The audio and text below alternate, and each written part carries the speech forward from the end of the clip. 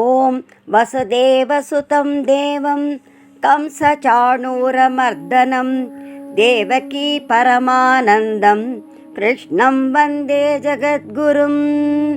மூகம் கரோதி வாசாலம் பங்கும் லங்கயதே கிரிம் யத்கிருபா தமகம் வந்தே பரமானந்த மாதவம். அர்ஜுனன் யுத்தகளத்திலே ஆச்சாரியர்களை, சகோதரர்களை, மகன்களை, பேரன்மார்களை, நண்பர்களை, சம்பந்திமார்களை, உறவினர்களெல்லாம் பார்க்கின்றான். இவர்களுடனா நான் யுத்தம் செய்ய வேண்டும் என்று கலங்குகின்றான். அந்த கலக்கத்தினாலே அவன் உடல் சோர்வுறுகிறது, நாக்கு உலர்ந்து போகின்றது, உடல் நடுங்குகிறது, காண்டிவ வில் கையிலிருந்து நழுவுகின்றது, நிற்பதற்கு முடியவில்லை என்று கூறுகின்றான். அதன்பின் மீண்டும் தன்னுடைய நிலையை வர்ணிக்கின்றான் இந்த 31வது ஸ்லோகத்தில். நிமித்தானி ச பஷ்யாமி விபரீதானி கேசவ நச ஸ்ரேயோனு பஷ்யாமி ஹத்வா ஸ்வஜனமாகவே. ஹே கேசவா, விபரீதானி நிமித்தானி, விபரீதங்களை, மிகுந்த கெடுதல்களெல்லாம் விளைவிக்கக்கூடிய சகுனங்களை பஷ்யாமி பார்க்கிறேன்.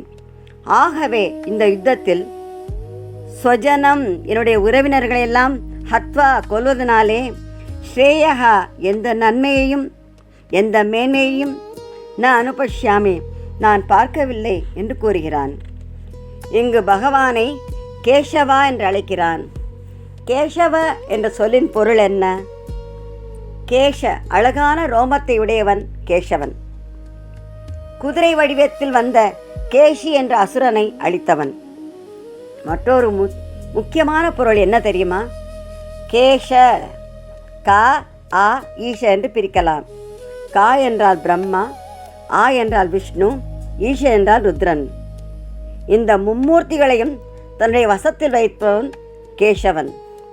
இப்படி அனைவரையும் தன் வசத்தில் வைத்திருக்கின்ற கேசவா, இப்பொழுது எனக்கு ஒரு நல்ல வழி காட்ட மாட்டாயா என்று கேட்பதைப் போல கேசவா என்று அழைக்கிறான். நிமித்தம் என்று சொல்கின்றான். நிமித்தம் என்றாலும் சரி, சகுனம் என்றாலும் சரி, ஒரே பொருள்தான். சில சமயத்திலே சகுனம் பார்ப்பது உண்டு, அது நன்மையாக நடைபெறும். சில சமயத்தில் கால, தேச, நிமித்தம் ஆகிய மூன்றுக்கும் நெருங்கிய தொடர்பு உண்டு. நாம் ஒரு செயலை செய்ய வேண்டும் நினைக்கும் பொழுது அது நிறைவேறுமா நிறைவேறாதா என்பதற்கு இயற்கையிலே சில உயிர்களின் செயல்கள் நமக்கு அறிகுறியாக அமையும். ஒரு இடத்திலே ஒருவன் ஒன்றை நிறைவேற்ற வேண்டும் என்று செல்லுகின்ற நேரத்திலே அது நடைபெறுமா நடைபெறாதா என்பதற்கு சகுனம் வந்து அமைவதுண்டு. ஆனால் முக்கியமான செயல்களை செய்யும் பொழுது சகுனம் பார்க்க முடியாது. ஒரு மாணவன் பரீட்சைக்கு போகும் நேரத்திலே சகுனம் பார்ப்பது முறையாகுமா? அதே போல இப்பொழுது தர்ம யுத்தம் நடைபெற இருக்கிறது. இந்த நேரத்திலே விபரீதானி நிமித்தானி பஷ்யாமி என்று அர்ஜுனன் கூறுகின்றானே, குழப்பத்தினால் இவன் கூறுகின்றான் இவ்வாறு. அது மட்டும் என்ன சொல்கின்றான்? இந்த யுத்தத்திலே என்னுடைய உறவினர்களை கொன்று நான் எந்த நன்மையும் அடையவில்லை என்று சொல்லுகிறான்.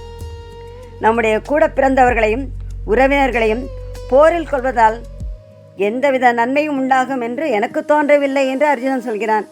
ஏனென்றால் முதலிலே உறவினர்களை கொன்றால் மனதிலே பச்சாதாபம் ஏற்படும், மனம் கலங்கும்.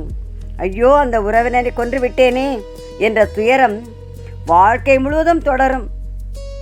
அது மட்டுமல்ல, அவர்களை கொல்வதனாலே கொடிய பாபமும் உண்டாகும். இப்படியெல்லாம் பார்த்தால் இந்த உலகத்திலும் நன்மை ஏற்படாது, பரலோகத்திலும் நன்மை ஏற்படாது. ஆகையினாலே யுத்தம் செய்வது எந்த விதத்திலும் உச்சிதமில்லை என்று அர்ஜுனன் நினைத்து தன்னுடைய கருத்தை மீண்டும் கூறுகின்றான்.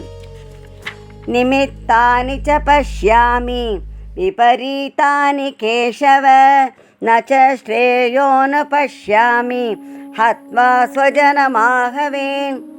அது மட்டுமல்ல, இவர்களை கொல்வதனாலே எனக்கு என்ன கிடைக்கப் போகிறது, அதனால் என்ன பயன் என்று மீண்டும் 32வது ஸ்லோகத்தில் கூறுகின்றான் அர்ஜுனன். நகாங்ஷே விஜயம் கிருஷ்ண न च राज्यं सुखानि च किं नो राज्येन गोविन्द किं भोगैर्जीवितेन वा. ஹே கிருஷ்ணா, விஜயம் வெற்றியை ந காங்கே நான் விரும்பவில்லை. ராஜ்யம் ச ராஜ்யத்தையும் நான் விரும்பவில்லை.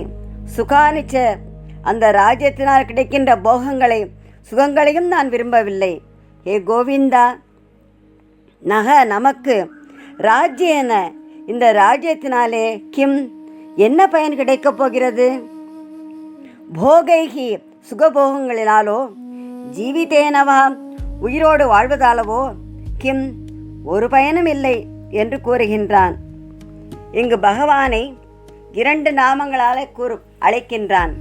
முதலில் கிருஷ்ணா என்று கூறுகின்றான். கிருஷ்ணன் என்றாலே அனைவருக்கும் ஆனந்தத்தை அருள்பவன். எனக்கு இப்பொழுது நீ அந்த ஆனந்தத்தை அருளமாட்டாயா என்று கேட்பது போல கிருஷ்ணா என்று கூறுகின்றான். பிறகு கோவிந்தா என்று கூறுகிறார்.